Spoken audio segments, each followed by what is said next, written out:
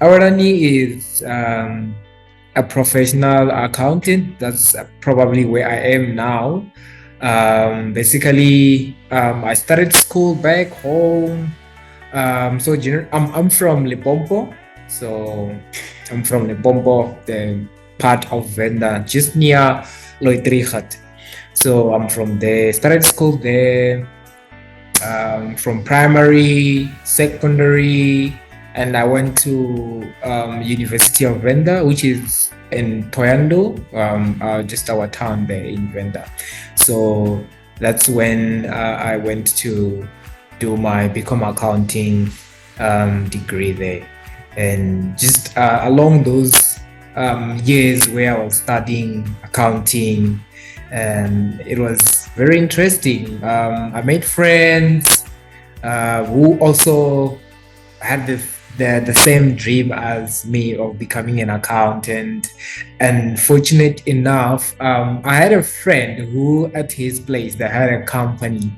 And at some point, when we were doing our second year, they would give us like a practical experience, an opportunity to learn how the accounting side, in terms of experience, it is like the real business world, how it is. So we were doing their books here and there, probably 3 days in a week. So we would go do their books and so forth and so forth. So that was very interesting for me. It was an eye opener of basically, a standard and you have to apply it. So it was interesting to know a standard and how to apply it. You can know it and you'll be like, I don't know how to apply it. But that was very interesting for me because they had an accountant who also assisted us in terms of how to do that. And then after that, I graduated. I started my first job in Joburg at a group company that had like 9 subsidiaries. And that was very overwhelming. I was like, wow, I never thought I would get such an exposure because, when you're doing your degree, as you grow more from first year, second year, you start to do accounting in terms of groups, like group companies and so forth. So what we had learned, it was becoming more real to me, and I had an experience of just one company, and then after that, I had an experience of a group that had 9 subsidiaries. And when I first saw their balance sheet, I was like, "What is that?" It was interesting. It was interesting, and I really enjoyed my time there. Really enjoyed my time. And then COVID hit and stuff, and then we got retrenched and everything. Then I went to work to another group company. It was a very smaller company with like 3 subsidiaries. I didn't really work quite a lot there. And then I got retrenched because of COVID and stuff, because I got sick 2 times, and then after that, I went to work for an NGO. Very interesting story is that the NGO that I worked for, it was in Pretoria. It would advocate for the LGBTI people. So I was working as an accountant / bookkeeper there. One of the very interesting industry also. I'm like, okay. It was very interesting. So, and then after that, I came here to MiChem and video. So basically, that's just been me. And without probably missing that, I also got accredited to become a professional accountant in practice in South Africa in 2022 September. So, in a nutshell, that's just me. Me and the books, me and the accounting. If we are talking about career wise, but basically that's just me.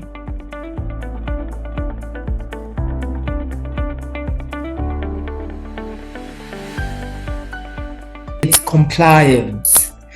We are like as an accountant, you look at the business. You have to comply from everything that we do in accounting wise.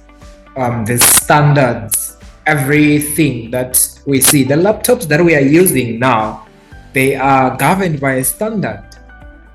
Funny enough, yes, they are governed by a standard. The equipment that we do, the inventories that we have, everything, it's governed by a standard. So which means compliance, it's a foundation. It's a bigger picture, but a standard, it's a foundation. So what I love about my profession is that you have to remain compliant.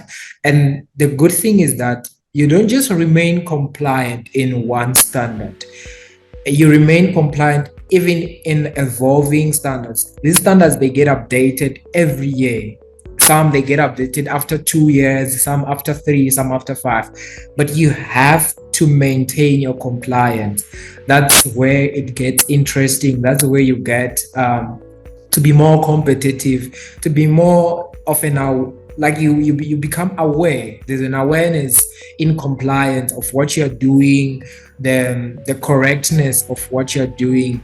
It becomes very important to the business. Each and every business, they want to comply with the standards that are in place. They want to comply with the regulations that are in place. Everywhere you go, whatever the industry it is, as an accountant, I get interested in compliance in that industry, and also the compliance of the standards in terms of the accounting profession.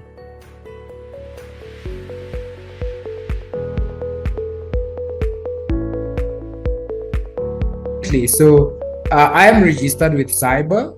So each and every year you go for an assessment so that you can renew your license to practice. So there's standards that changes. They also mention, they give notification that probably just say ethics change. So it's not really a complete change. It's most probably an updated version. So they update here and there. So you need to be aware of that. You need to go through it, and then you need to to just complete the assessment, and also your CPD. It's also a requirement. I believe most of the profession that have CPDs, might you just differ in terms of at what level do you have to complete your CPD. But yeah, they do have CPDs, and it gets interesting there because you need to show that you are continuously learning, you are continuously involving and involved in the changes that are brought to the table as per the professional that you are in.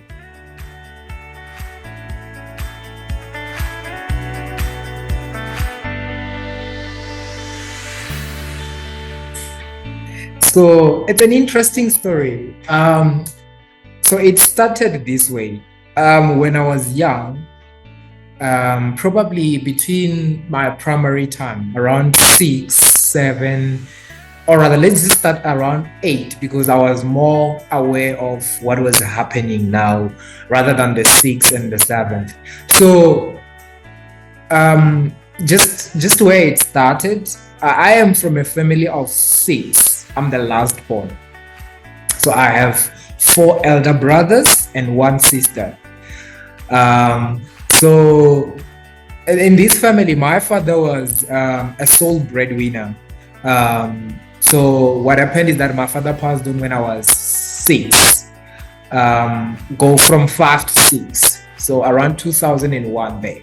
So when he passed on as a sole breadwinner, my mom had to take care of us now, because my father was no more, and we are just 6. And I think by that time my mom's firstborn was around 26 or 25. So he was at least older, but he was not yet working and so forth. So my mom had to take responsibility in terms of providing for us. She needed to make sure that there's food and everything. So she then came with an idea of brewing traditional alcohol. I don't know how to put it, but in the most famous word of it is umboti. So she used to make that in our village. So that's where the love of numbers came in for me. Because I used to sell for her in most weekends when I was not at school. I used to sell for her. So I would note that, oh, Mr. So and so bought like two bottles. You see these mayonnaise bottles, the bottles of mayonnaise. After it's the mayonnaise that finished, we used to scale that, and then we'll just pour the beer inside, and then that will be like your 250 those days. So I used to just, oh, okay. So I was good in terms of knowing who bought how many and this is how much they owe us. So I would tell her that, okay, Mr. Who bought four. So this is how much that he owes us. And then she knows when she goes to Mr. Who, she has that the number and how much he owes, and then he's gonna pay. And then that's where the love of numbers came in for me. And then I don't know, probably my mom also picked it up that I loved the numbers, and I was good at numbers. And then she took me to a commercial high school. So my high school was pure commercial. So that's where the love of numbers came in, the love of accounting came in. I used to enjoy that. I used to enjoy knowing who's how much owes me. And at the end of the day, when you're a child, you'll be telling your mom, today we made how much. And then she'll be looking at me and she'll be like, don't count how much we've made today. She's a parent, she doesn't want you to be at that sad. She will be like, focus on telling me who owes us how much. Don't count that way. I don't know why she was doing that. Probably she didn't want me to rob her. Or maybe she felt that, this one, I don't trust this one. This one might want to take my money, this one. So it became inside of me, and I was so happy that she took me to a commercial school. And from the early grades of high school, I was doing more accounting, and it became natural. I loved it so much, and it was amazing. That's where I got the love of numbers, the love of accounting. And as I grew more in this industry of accounting, that's when I realized, oh, actually this thing started way back. Who needs to pay how much, and yeah, that's just how it came about.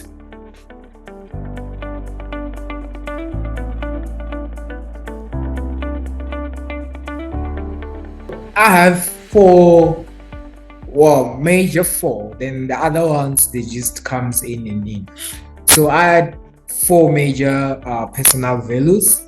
Um, One that I have to say is that it's integrity. This one I had to learn it from way back. Just like how I was explaining, there was a time where I stole money from my mom, and she was not happy about it. And she was like, I told you that yours it's to focus on who owes me and how much. But you went on and stayed. So why didn't you ask? I could have given you. You've been helping me. So I was beaten for that, reprimanded for that, and then from that I had to learn to be more honest when you are doing the business, just not based on the business only, but also as a person. I need to be honest with myself. I need to be honest with what I'm doing.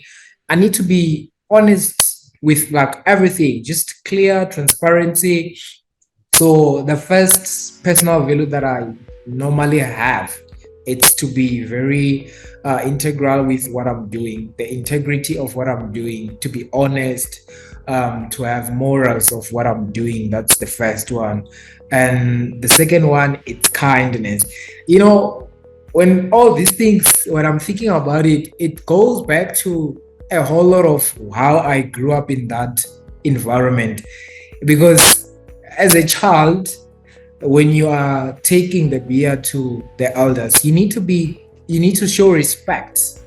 And you need to be also kind, because this is business. This is how you're gonna buy bread tomorrow. This is how you're gonna buy chicken next day. So if you're not kind enough and you're rude to these people, you are just throwing the business away in a short of 2 seconds. You're throwing the business away. So one of the things that I have learned, I don't think this one I learned, I feel like it's more of myself, to be kind. I'm very kind to people. I respect who you are. I respect how you were raised. I respect your situations. I respect the choices that you make for yourself.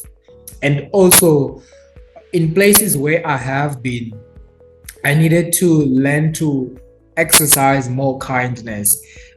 For example, I worked for an NGO with people who call themselves that they are lesbians, and for me, it was a new thing. I see a female person as a female, as a girl, and not the any other way that that person could have been saying. So you needed to respect that this person, they regard themselves as this, regardless of what you believe in, what you know, what you've been told, what the media is saying, who says what at what level. But I needed to be kind enough to respect people for who they are, what they are comfortable with to talk about, like just the whole thing of being kind. That's one of the things that I've been exercising for many years, and that's very interesting for me because it has levels. You might think that you are kind to a certain level, but there's a situation that it's gonna bring more light to you to say you need to be so kind to even that level that you had no idea about. And then the third one is accountability. Well, this one is something that I've learned through business. You need to be accountable. If there's a 2 rand missing, say you need to be accountable. Where's the 2 rand? You have to be accountable for every movement that you make. You need to be accountable. Why did you do that? What made you to do that? What is the reasoning behind? What were you thinking? What is the idea? What are we achieving in this type of way of doing things? So accountability came more from a business wise. And then patience. Patience is the last one that I'm going to mention. You have to be patient. Honestly, patience came about how hard it was to be studying, and at some point you can tell that it's very difficult. And at some point, I think I was doing my second year, I failed auditing. And I was like, how come did I fail auditing? Because I thought I was so good at auditing. And then at that moment I failed. And then I went to the lecture, and then he explained to me that you understand the principle, you don't understand how to implement it. And I had to sit down, went through some tutorials, and be patient with myself that, okay, you need to relax and just learn how to implement certain things. Because in more of accounting, you can just say the standard. Like you can sing the standard, you can sing it, and then you can definitely not sing how to implement it when a scenario comes. So you need to be patient with yourself and learn. You need to go through experiences and be patient and learn how to implement certain things, and just also to just read through the details of it and try to apply. So that's how I get to learn to be so patient, and also to be patient with myself. That okay, I would love to be where, but I am not there. But I need to be patient. It's life. It's a learning curve. You need to be patient. So those are the four personal values that I can talk about any day at any time, that I think they have played a huge role in my life, career, and everything.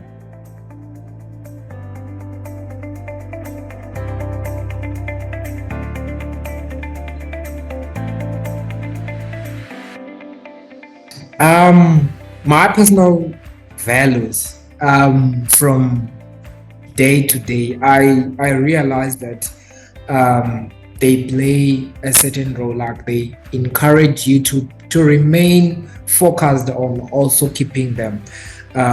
For one of the things that let me just start with kindness. One of the things that I learned throughout the years, to be honest, where I've worked, it's completely different from where I am working now. And there's a sense of kindness, the level of kindness that we have as a culture, as our value here at MiChem and Vigil. We are so kind to the level that we understand that we're doing business, but we are still kind to our customers, our debtors. So for me, to be honest, I when I want my money, I want it. That's how it is because I've rendered the service. So we might have a client that has a 30 days account. But after 30 days, I expect you to at least communicate with me to say, sir, okay, I'm going to make a payment on the 5th of this current month for the previous month invoices. So when it comes to kindness, I had to learn to be kind to my debtors, to say that even though they owe me, even though I have to collect money, I still need to do it in a kind way. I cannot I cannot talk to them in a very intimidating way just because they owe me. I cannot like talk in a way of I'm trying to say you owe me and you know it, but you need to pay me. Like I can't be very intimidating. I can't be harsh because it's business. I need to say, say you owe me 5,000, for example. Can you kindly please tell me when you can pay it? If you need to make arrangement, we can also make arrangement in terms of how we can pay it. So it's just an eye opener of coming from a different environment, and then you come to an environment where you can talk to your debtors in a very polite, calm, gentle way, because we are trying to build also a relationship and so forth and so forth and so forth. So that's very interesting. So it became easier for me because there's a level of kindness in me that I also display to people, customers, just as who I am. So it became very simple. It was just like a glove fitting in a hand so swiftly and smoothly to say, oh, actually, this is who I can remain. Instead of me trying to find words that will make a data to pay, now I can just say, can you please kindly communicate with me when you can at least pay us? And then even the debtors, they are more like aware of, oh, okay, actually we can find a way in terms of paying this if they are not able to find a way to pay the full amount at that moment. And then just also the integrity part. So the good thing for me when I came to MiChem and Vigil is that I am the first accountant in this company, and I'm very proud of that. Thank God. So most of the time, I work with very few people. Not to really mention names, but I work with very few people. Most probably 5 or 4 people. So it becomes very easy to become more honest, more transparent to the people that you work with, because even if I work with them, it's not daily that we have to communicate. Most of the things, they are on my shoulders because I am the only one here who's an accountant. The responsibility is on my shoulders. So which means it gives me that that boost to say you need to remain honest even though there's no one watching you. You are alone. You are an accountant alone. You need to remain honest. For example, if your boss says they want to see 1, 2, 3, you shouldn't try to say, I think I did it. No, I don't think I did it. You should just be in a transparent way. I mean, nowadays we have shared drives and everything. If, for example, your boss goes to the shared drive and they're looking for something, they should be able to find it there and complete it in a very transparent, honest way, the way it's supposed to be done. So, when it comes to integrity, it motivated me to say that this is a very different scenario. I'm alone, unlike other places where I was working with other people. You have a finance manager who's at your case every day, at your table. They access you every day. Yeah, I'm just here. Probably the person that I report to, they talk to me after 3 days, you know. But you still have that sense of I need to be honest. I need to have um, ethical practices that I need to do at this level because that is what is expected of me. And then just also accountability.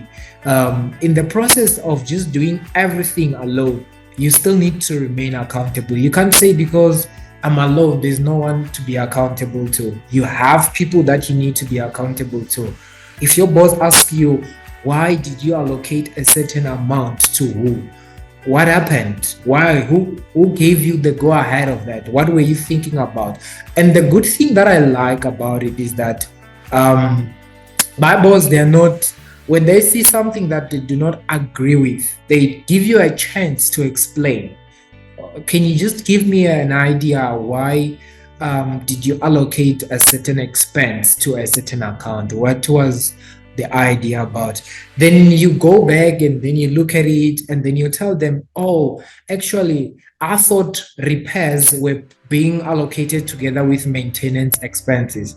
And then they will explain to you, no, we have separate repairs expenses and maintenance expenses. Therefore, you can just move it to the other side and just allocate to the right account. So they give you that room to be more accountable freely and to explain why are you doing certain things. Because they believe in you in a sense of you don't just do things out of nowhere. You do things because there's a reasoning behind, there's a way you want to put it. If it's a most probably it's a good way of doing it, then maybe we can adapt to that to say, you know what, I never thought of that. Maybe we should just reallocated everything from the start of the beginning to this way that you're doing it now. It gives you a room to improve. It gives you a room to come up with new ways of doing things. And that's what I have been loving about it. And then, well, patience. I think patience, I can just relate patience with when someone takes time to pay me. For example, we have a certain clients that have 60 days payment, of which I personally don't like it. I can't give you the service in 3 days and you want to pay me in the next 57 days. Wow. It's a lot of days for me to convert my cash into a proper cash that we can hold.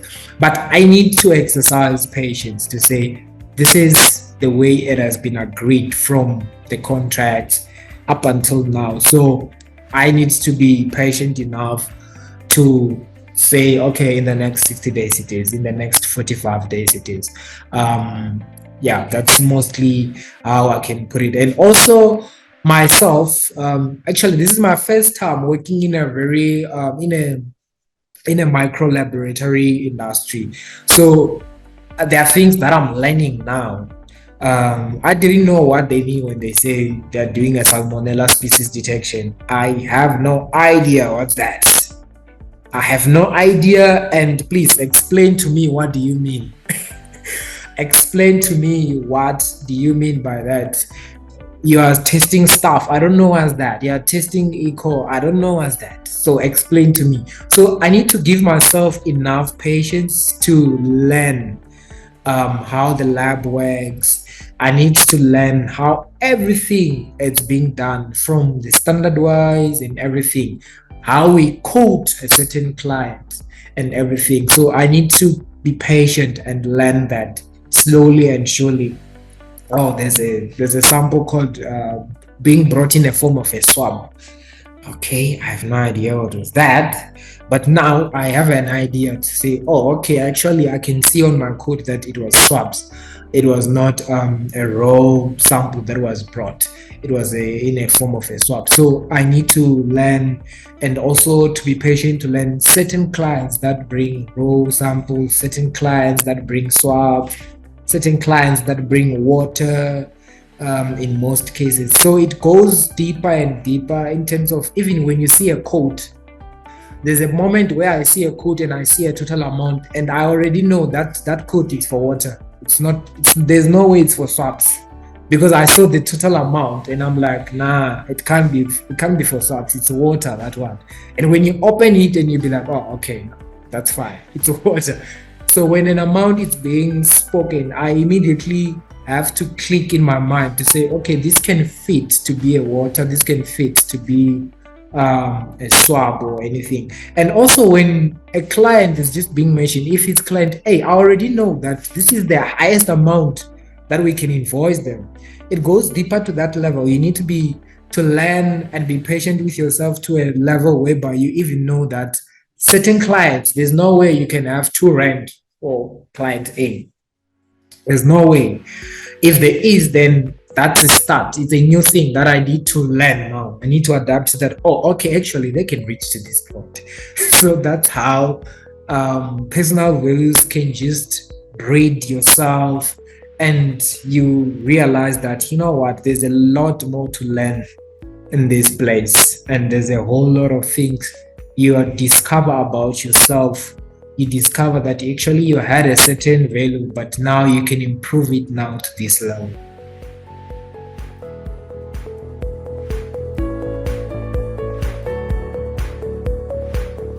To be honest, um, I never heard anyone talking about Mike and VGM. So this was like I was just going through LinkedIn, applying for jobs and everything, and then I saw a post and then I applied. But normally when you are applying, you just apply. You don't go and check the profile. You don't go check the about us on the website. You just apply and then you leave it to maybe the first step of the outcome. And then when I got to be doing the first interview, actually it was not the first interview, it was the first it was a writing interview. So I had to answer some questions, and that's when I get to say, you know what, let me just go through everything, because from the get going it was very unique, and I was like, no way, I've never done or answered these type of questions, because it was very unique. I am more of used to, you'll be asked about your technical things. Do you know how to do a journal? Do you know how to debit? Do you know how to credit? But this interview, the written interview, it didn't start like that. It had nothing technical. It had everything about you, yourself, who the person is. So I got really interested. Then I started checking. Oh, okay, actually, it's the lab. And then because I checked more of MiChem, and then there was less of VGL. But under the website of MiChem, there was a part of VGL where it says MiChem have partnered with VGL and so forth.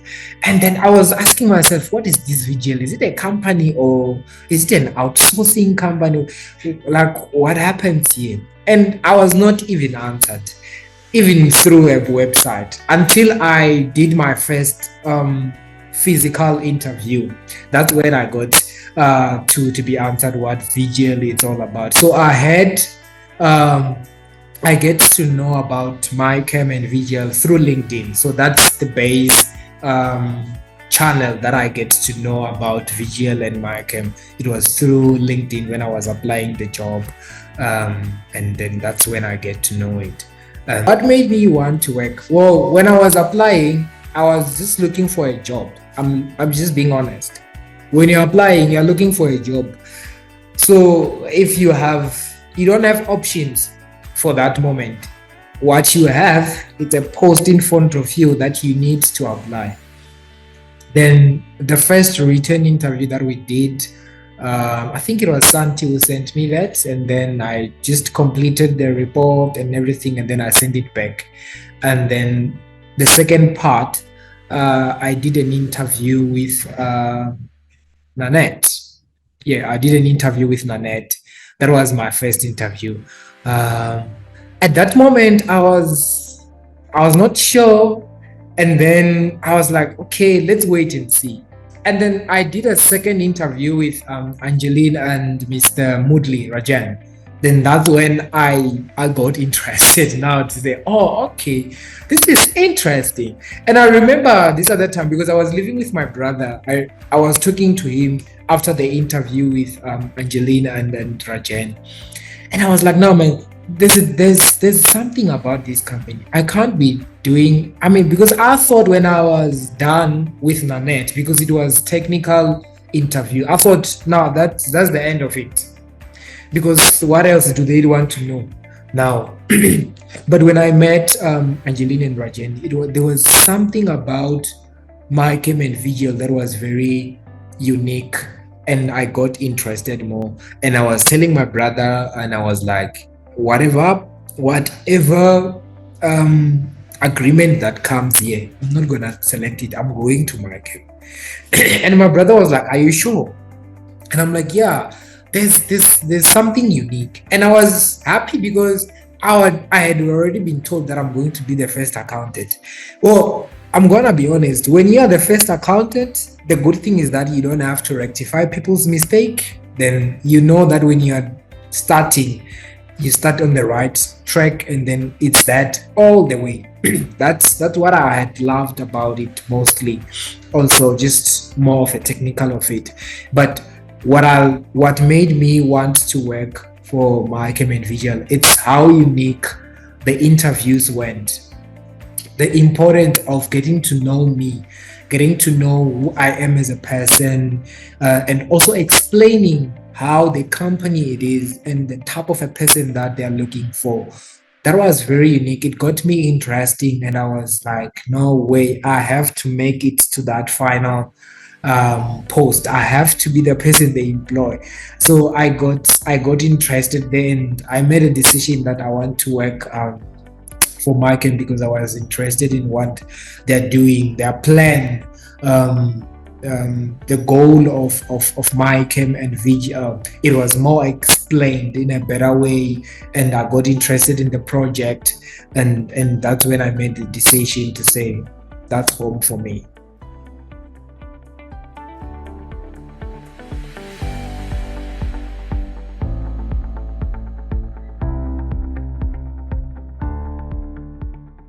The first thing that I can say is that they have to remain optimism, being positive when you are applying. To be honest, at that moment when you are applying for jobs, whether you are working, because there are people who are working, but they are also looking for a job, and there are people who are not working and they're looking for jobs, and there are people who are just looking for probably a more improved opportunity and so forth.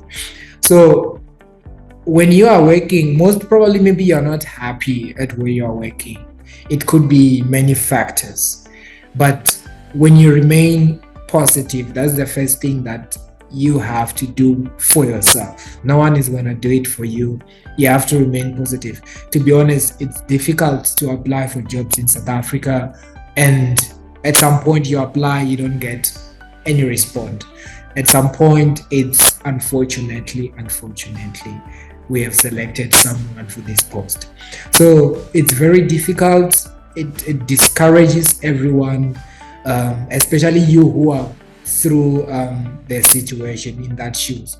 But when you remain positive, each and every day, you tell yourself that today is another day. We have to remain positive. We will get through this. That's the first thing that I can say, to remain positive.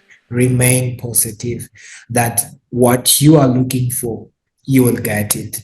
It's either a job, it's either something to put bread on the table. You are going to get it. So you need to remain positive for the sake of whoever your resume, your CV gets to be, that person has to find you positive. You don't need to be necessarily get positive when then you get a response. But when you approach the post, when you approach the marketing phase to say, now I'm sending CVs, remain positive. And maybe this one might not be applicable to anyone according to whatsoever that they believe. I was raised in a Christian family, so I used to pray most of the time to say, God, I need a job. I need a job, and this is the type of a job that I need. I was more specific, honestly. I was more specific. I need a permanent job. I need a work. I need to work in a workplace where there's a healthy environment. Those are the things that I used to mention when I was praying. Sometimes you don't feel like praying, but just mention it, because I am one who believes that you don't need to do special things for God to hear you. The only thing you need to do is to remain open and just talk. If you keep quiet, your situation also keep quiet. So if you talk, you are also building your tomorrow and so forth. So that's the second thing that I can say. You have to pray if you are someone who believes in prayer and God. But if you believe in other things, just do as you believe in those things, whether it's whatsoever the case may be. Just pray, because I believe there's someone who's believing on something at a certain time. If you don't believe on anything, at least believe on yourself that, you know what, I'm gonna make it. I'm gonna apply for this job, and this job is mine. Just believe in yourself, believe in your capabilities. And also, one more thing, it's regularly check your resume. Regularly check it. Some other jobs, they need certain skills, some other they need certain skills. Regularly check, do I have these skills? What is the probability of me adapting in 2-3 weeks with this skill? And so forth. And also improve your CV. In accounting, we have accounting systems, and you need to learn these things. Your tubes have so many things in terms of how to do certain things on a certain accounting system. You don't need to have a certificate. I don't have a certificate for QuickBooks, but I know how to operate QuickBooks. And the good thing about it is that when you are able to know how to operate one system, the other ones, they are more similar. They might not be 100% like that, but they are more similar to that. So you can at least 80% operate it. And then the other one the other way that I can motivate people out there is that even things that do not have to do with yourself, there are entities out there that are very transparent. There are entities out there that are looking for people who are eager to learn, who are eager to grow. So there's no room to lose hope. There isn't any room to lose hope. If you have a degree, if you have an honors, let me just say that you come from far. You have been through things that you probably never thought that you can pass here. You probably say, you know what, Ash, I don't think I will do it. But you managed to do it. You are where you are because you've put work. You have put a lot of energy. You have put a lot of time learning on what to do. And you are at a point whereby everything can happen at any time. The only thing that you need to do is to keep going and to keep looking out for yourself, what you need to do. Your goal is to become an accountant. You are already an accountant. You just need a post to allow you to exercise, to implement your skills. And that's what you need to do. You need to tell yourself that I am an accountant and this is what I do. I just only need a chance. I just only need a chance to prove that I am an accountant and that I can do this work now and then every day of my life. That's what you need. And that's all I can say.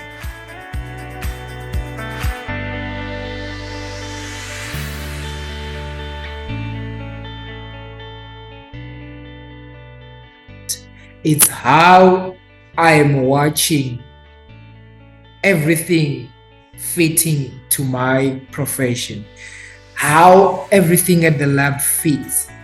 how every standard can be literally be implemented in just a second, just like that, and everything gets to be balancing. And I'm like, how on earth is this happening?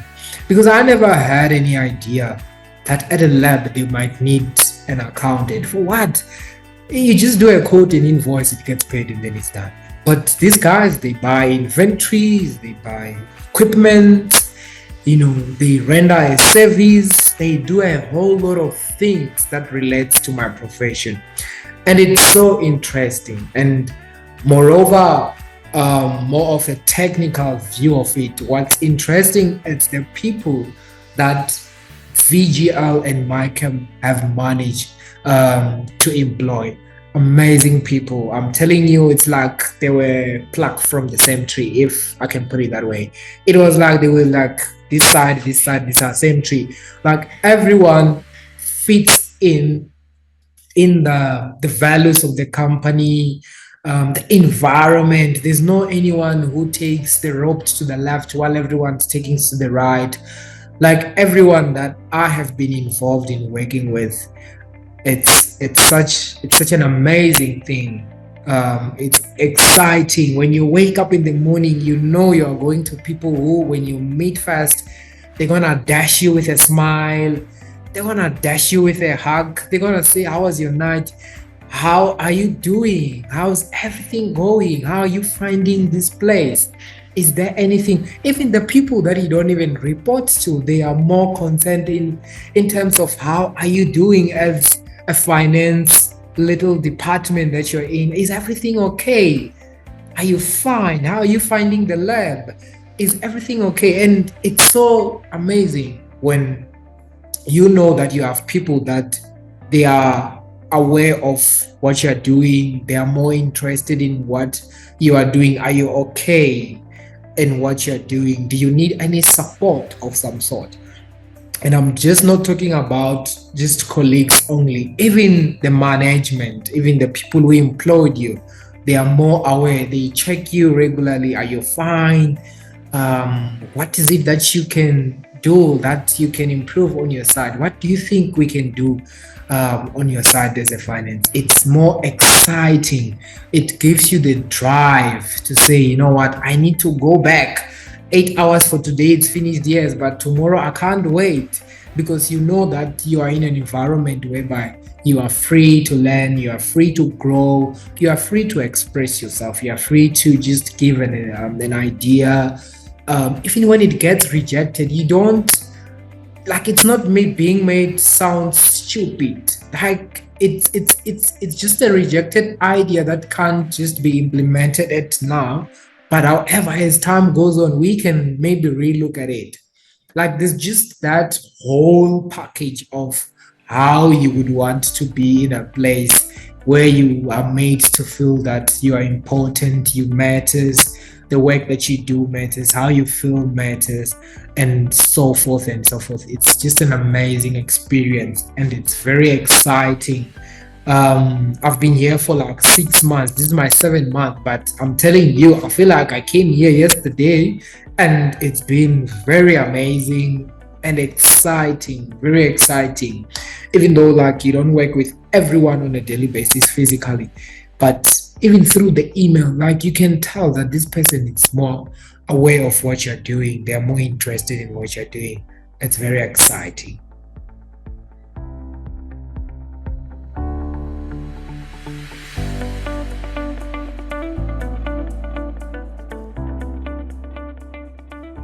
What I can share, for mostly if it's internally, it's it's the importance of our values as MiChem and VGL.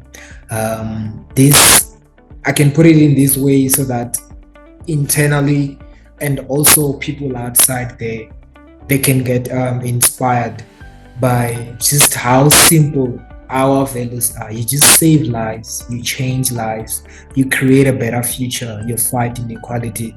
And at a certain day, I was looking at when I first had it, a few days after, I went through and then how they are put, just like you save life.